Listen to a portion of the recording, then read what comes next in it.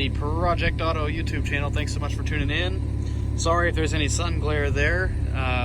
Sun's starting to go down. If you haven't figured it out already, today is the day we are putting the brakes on the 2001 Chevrolet Lumina. Parts finally got here, so we've got everything we need, hopefully. We have the parts right back here. It's locked. Find the button. There it is. Parts are here. We got 2 new rotors. We got some new pads. And of course, you can't do a brake job without a can of brake clean. $2 to $3 at AutoZone. I'll leave a link in the description for that. But yeah, so we are putting the front rotors and pads on this, and the reason we are doing so is not only have I told you guys, but if we come over here to the passenger side, it's kind of hard to see, but if you see the little grooves in there, it's grinding quite a bit going down the road, and you guys probably can't see, but from what I can see, there's hardly no pad left on this side. Same with the other side. And the brakes are just really weak anyway. They've never been changed since I've had it, so we're gonna go ahead and do that and get them replaced. So we're gonna go ahead and do a video showing you guys all that good stuff, how to do it. We've got the Touareg back here running to give us a little AC. If we get a little hot, we can just come in here and sit down. Plus it hasn't been started or driven in a while, as you can see, if you can, the cobwebs and the spider webs, especially the one back here. But yeah, so it hasn't been ran or driven in a while, so I figured we would let it run for a little bit. See if we can get in focus. There we go. Nice cold air, so in case we get a little hot, we can cool off.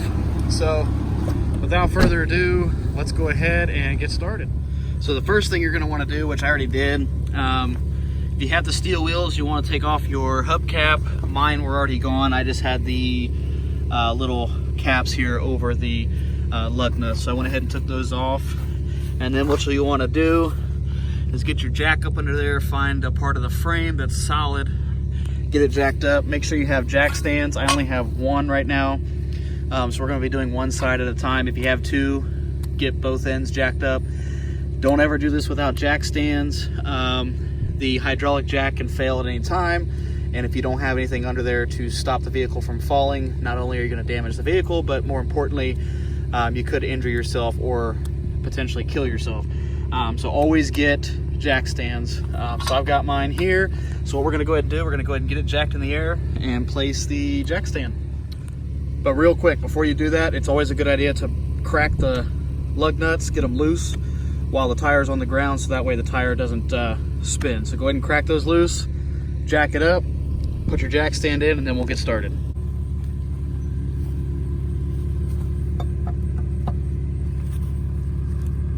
There's 1,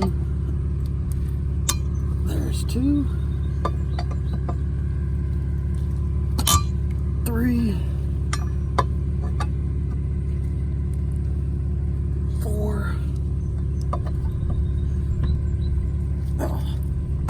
and 5. These should be pretty tight. If they're not, whoever did the last tire change didn't tighten them down properly. All right, let's go ahead and get her up in the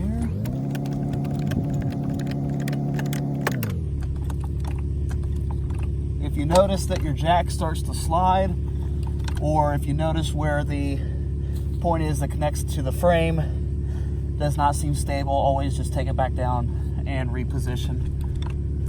But it looks like we're going to be good for this one. And what you want to do is get it just high enough to where the wheel will spin freely, which is just almost there.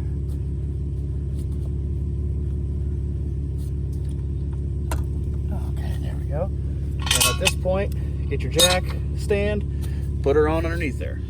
All right, now we'll go ahead and finish taking off the lug nuts.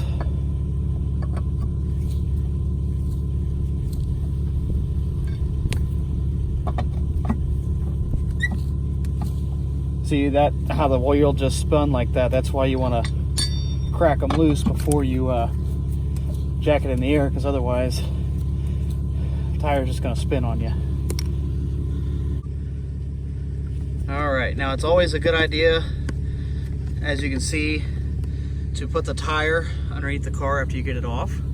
That just adds another layer of protection. So you can see we've got our jack stand, our jack still slightly pushing on it, and then you've got the tire underneath there. So if anything were to happen, we've got enough protection so we can get out of the way if anything were to happen. So let's go ahead and start working on getting the pads and the rotor off. Alrighty, so now what you're gonna wanna do is take the caliper bracket bolts off right here. So there's one on top, one on the bottom, and they are 15 millimeter. So those will fit right on over there. These will be pretty tough. You may need to get some WD-40, PB Blaster, something to help loosen them up. If not, just get you a breaker bar and go in there and crack those loose. So we're gonna go ahead and do that. All right, so we got a nice extension on there. Let's see if I can get the camera up there. And we're gonna try to crack these loose. Oh, yeah, they're gonna be pretty tight. All right, so after a little elbow grease and our trusty old, what was that, Craftsman hammer, we were able to bust this top bolt loose. So let's go ahead and get that out.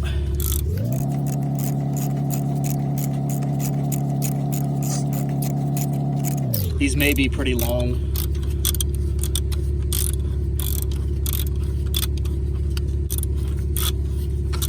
There we go. We were able to get it out by hand there.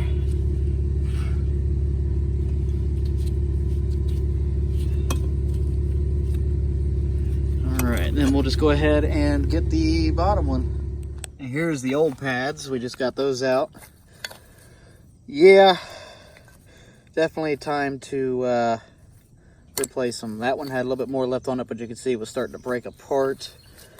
The inside pad, however, yeah, pretty much nothing. I'm surprised I was able to stop. Yep, time for new ones. All right, so we got that last bottom bolt out. There it is sitting up there. A lot of people say to get a bungee cord and hang it from the brake line just to prevent any stress on that. However, I have a strut with a base big enough that I just set it up there. Now I know a lot of you might say, well, you didn't have to take those out. You could have just taken the bracket bolts out, you know, or whatever. Me, I like to kind of take my time and just take everything apart and inspect everything, because I'm going to go through and clean all this, you know, with a wire brush. I've got a wire brush out here with me, so I'm going to clean all the rust, kind of clean everything up a little bit before I put it all back together. So I like to just kind of take everything apart and take my time. But next, what we're going to do is right back here, there is Torx bits. I'm not sure the size. I have to go look. But we're going to take those off to get the bracket off so we can pull the rotor. All right, so I had to send the boss down to get the correct bit to get the caliper bracket off. I didn't have one that was the right size. Excuse me, still getting over that cold. Excuse me. But while we're waiting on her, I'm going to go ahead and show you guys a little trick for your caliper that I picked up. Wow, sorry there, really trying not to cough in your ears. So you can actually, at your local auto parts store, O'Reilly, AutoZone, Advanced Auto Parts, all the normal, Napa even, you can rent a caliper piston tool that will actually make this process really, really simple. You can rent it for free. You have to put a deposit down of like $25, $30, and then once you return it, they give you your money back. If you don't return it, they don't give you your money back and they charge you full price. But a little trick that you can do is get you a large C-clamp like I have here, and then use the old brake pad, put it back in there, and then just crank this down. And what that's going to do is it's going to evenly oops, we don't want to knock that over. Evenly disperse the pressure over both of these pistons, and it'll evenly push it back. You want to go slow, be very, very careful. You don't want to damage anything. Obviously, you don't want to damage a caliper, because then that's very expensive.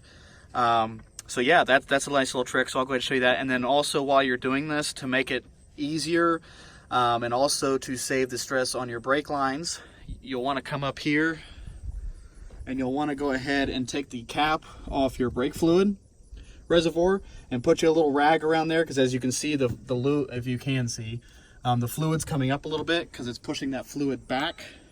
That'll keep you from blowing out your brake lines and relieve that pressure.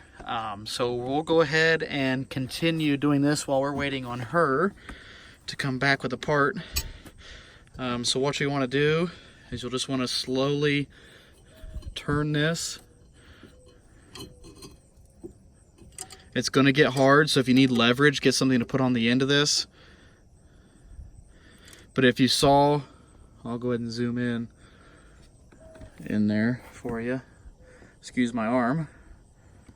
But if you go ahead and just watch as I turn this, it's slowly going in. And you'll just want to go slow, take your time, don't over crank it, don't go fast. Just take your time and it'll work. And then we'll come up top here. No fluids coming out yet. While you're doing this, even with the caliper piston tool, make sure you keep an eye for leaks underneath the vehicle.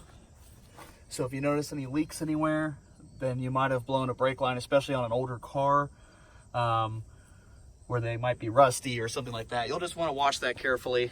And I'm going to go ahead and pan the camera over here a little bit because we have somebody that wants to say hello. Our little friendly neighborhood cat there wanted to come say hi. Kitty, kitty, kitty, kitty. Young kitten. But yeah, so let's go ahead and crank these down. All right, and just like that, the front brakes, rotors, and pads are now complete on the 2001 Chevrolet Lumina. As you can see, it's nighttime. So we kind of stopped the filming of the process a little bit just because it turned into a nightmare. A lot of the bolts were rusted frozen.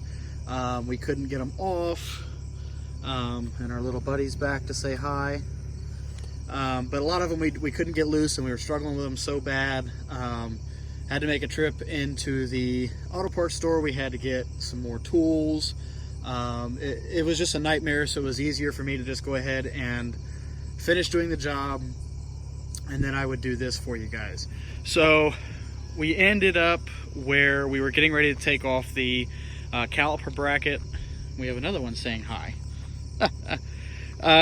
We were trying to take off the caliper bracket, and I had sent the boss lady down to get the right size Torx bit that I didn't have, which by the way was a T55 for this particular vehicle. So once we got that, those were the bolts that we were struggling with the most. Look, he's checking out our work. That's what we were struggling with the most. They were just so rusted and they were so frozen on there. It had been so long since these brakes were changed, and actually let me show you how bad they were. Okay, so on the passenger side, here's the rotor, and you can see the deep grooves there. And then the other side wasn't too bad, believe it or not, but those grooves were just so bad. And then here's the pads from the other side, and you can actually see where that groove was coming from. Right there where it was rubbing across there. The other pad's laying around here somewhere, I'm not sure. Here it is. Here was the inside pad on the passenger side. They were so bad. I've had the vehicle for quite some time now. I've just never replaced the brakes in the front. So yeah, it was just so bad. They were so rusted. It's an old car. It's got almost 200,000 miles. It's not going to be easy, but we were actually able to get it done. So now what I'm going to do is show you a picture of what the bolts looked like for the caliper bracket. I'll go ahead and show you that right here. Take a look.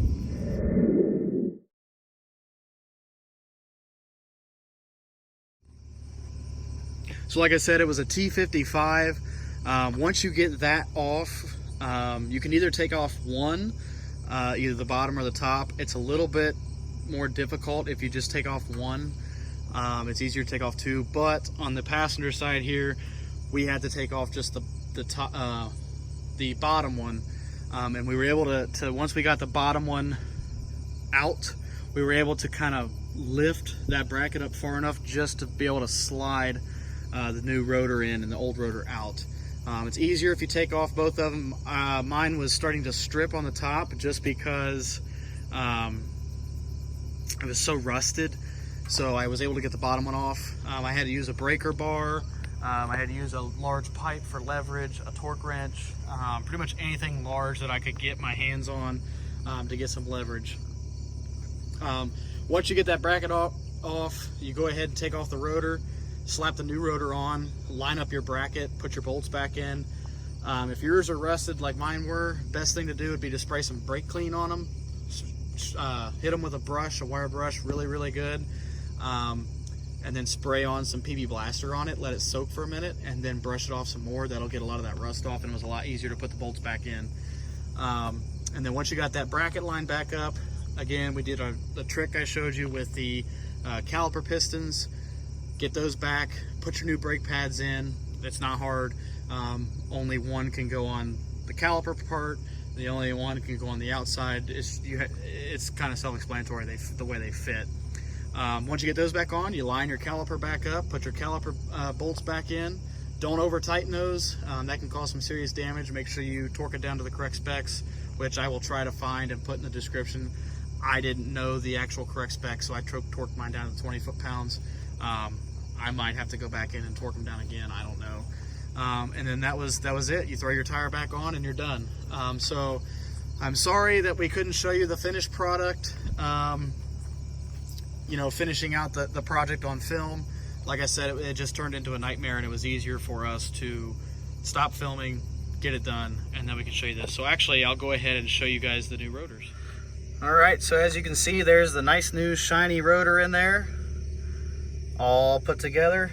New pads down in there. I'm not sure if you'll be able to see, maybe, if I can get it in there. Nope, maybe a little bit. Yep, right there. So, yep, all done. It wasn't that hard of a project. It was just more time consuming because of the rust. So, but like I said, I'm sorry we weren't able to finish showing you the actual project that had happened. We were running out of daylight, obviously, now that it's dark. Just trying to get, you know, running around getting different tools, trying to get this done, because I wasn't expecting to run into so many issues with rust. I should have known because it's an old car. But that's going to do it for this one, guys. I appreciate you stopping by and watching the video. If you have any questions, comments, or concerns, or there's anything that I missed, please feel free to leave it in the comments below. I will get back to you. If you need pictures, anything like that, feel free to leave in the comments. I will upload a second video of pictures, more in depth if you need that. But yeah, thanks so much for stopping by. If you liked the video, please, wow, I can't even talk. I'm just so tired, guys. I'm sorry. If you liked the video, you know what to do. If you haven't already and you want to, please consider subscribing, and we will see you guys in the next one. See ya.